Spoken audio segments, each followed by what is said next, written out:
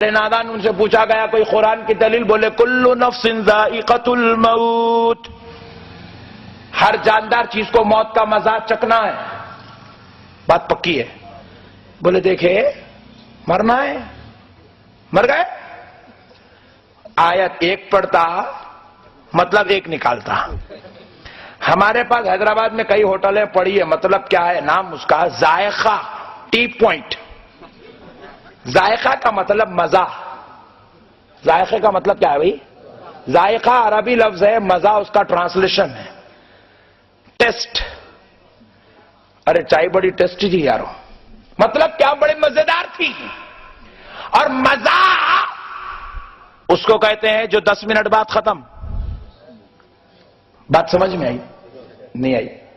تفصیلی لیتے ہیں۔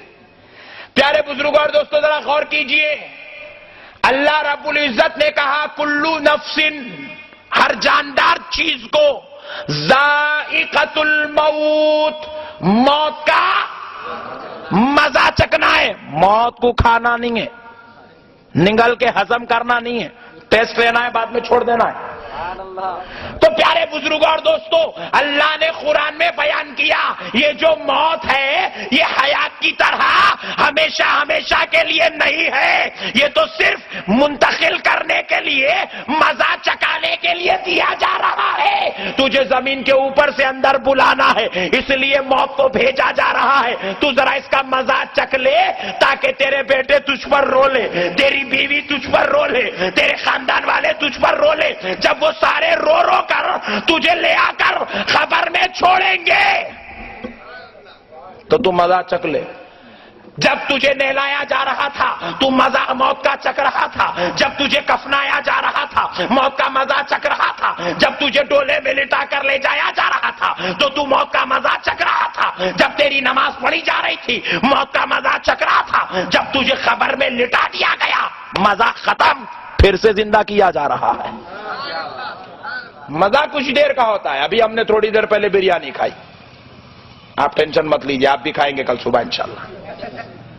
مزہ ختم۔ آتے وقت راستے میں بہترین چائے پیے تھے، وہ بھی مزہ ختم۔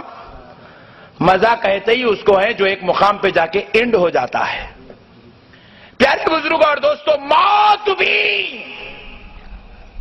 بیٹا امریکہ سے آ رہا ہے، 48 گھنٹے بابا جان کو لٹا دیا گیا تو 48 گھنٹے کا مزہ، 6 گھنٹے میں لٹا دیے دفنا دیا گیا تو 6 گھنٹے کا مزہ، جیسے ہی قبر میں لٹا دیا گیا مزہ ختم۔ اب ہمیشہ ہمیشہ کی حیات شروع ہو جاتی ہے۔ اب ذرا سوچو پیارے بزرگوں اور دوستو، ارے بڑے مزے کی بات سنا دیتا ہوں۔ ایک مولانا کیا کیے، اپنی مسجد میں کھڑے ہو کے بیان کر دیے خبر میں 100 مردے ہوتے ہیں۔ 11ویں کو کرے، کبھی مردے یاد نہیں آئے، 11ویں آتے کہ سب کو مردے یاد آ جاتے ہیں۔ سب مردے آئے۔ ایک تھا عبد الغفور، انہیں جمعے کا مصلی، پھر جمعے کی عشاء سے لے کے جمعرات کی عشاء تک روزانہ ڈرنک رات میں۔ مولانا کا بیان جمعے کے دن سن لیا، سب مردے ہیں۔ بولا واہ کیا مولانا ہے، کمیٹی والوں کے قربان جاؤں، ایسے مولانا کو لائے۔ کہاں سے پکڑ کے لائے مل صاحب؟ بولے بہار کا ہے بیٹا۔ اوفو، بہترین ہے۔ بولے کیا بات بتائے مولانا، خبر میں سب مردے ہیں۔ روزانہ رات میں جاتا تھا، جمعہ کی نماز سے پڑھ کے نکل کے چلے گیا۔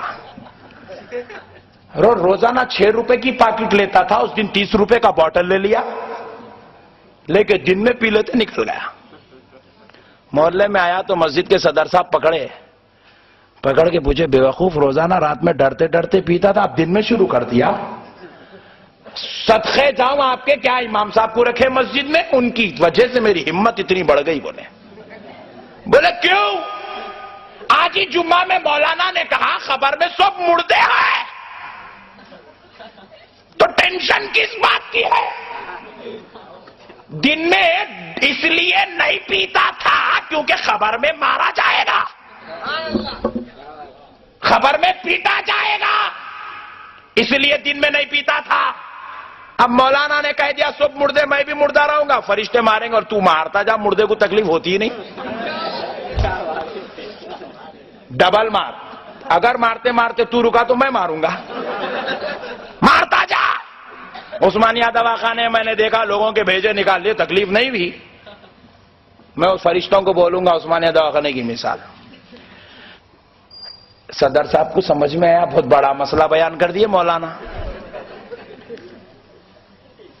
پیارے بزرگ اور دوستو, سوچو جب ہم لوگ گناہوں سے بچ رہے ہیں تو وجہ کیا ہے؟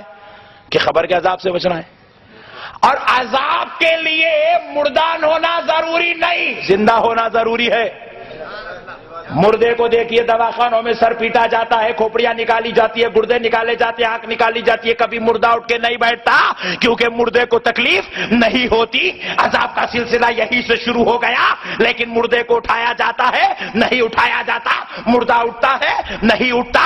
مردہ اس کو کہتے ہیں جس کو مارنے پر تکلیف نہیں ہوتی, کاٹنے پر تکلیف نہیں ہوتی, سر پھوڑنے پر تکلیف نہیں ہوتی. لیکن پیارے دوستو, زندگی کے بعد زندگی میں تکلیف ہوتی ہے, خبر میں عذاب ہے تو ماننا پڑے گا. خبر میں جانے کے بعد نہ صرف مسلمان بلکہ کافر بھی زندہ ہوتا ہے, یہودی بھی زندہ ہوتا ہے, عیسائی بھی زندہ ہوتا ہے, مجوسی بھی زندہ ہوتا ہے, گناہگار بھی زندہ ہوتا ہے, ولی نبی بھی زندہ ہوتے ہیں.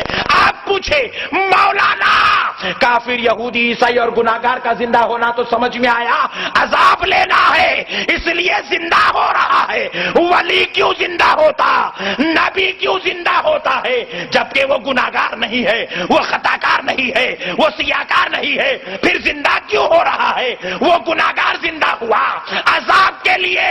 ولی کیوں زندہ ہوتا ہے؟ تو مجھے کہنے دو, اپنے اعمال کے بدلے میں دیدار خدا کے لیے زندہ ہوتا ہے, پھل اور نعمت پانے کے لیے زندہ ہوتا ہے, اپنی کی ہوئی عبادات کا صلہ پانے کے لیے زندہ ہوتا ہے. پیارے دوستو, جو قوم اولیاء کو مردہ کہہ رہی ہے, نعوذ باللہ, جاہلو تم نہیں مانتے تو مت مانو, مگر حقیقت تو یہی ہے کہ کافر بھی اپنی خبر میں زندہ ہو جاتا ہے, یہودی بھی زندہ ہوتا ہے, مجوسی بھی زندہ ہوتا ہے, شرابی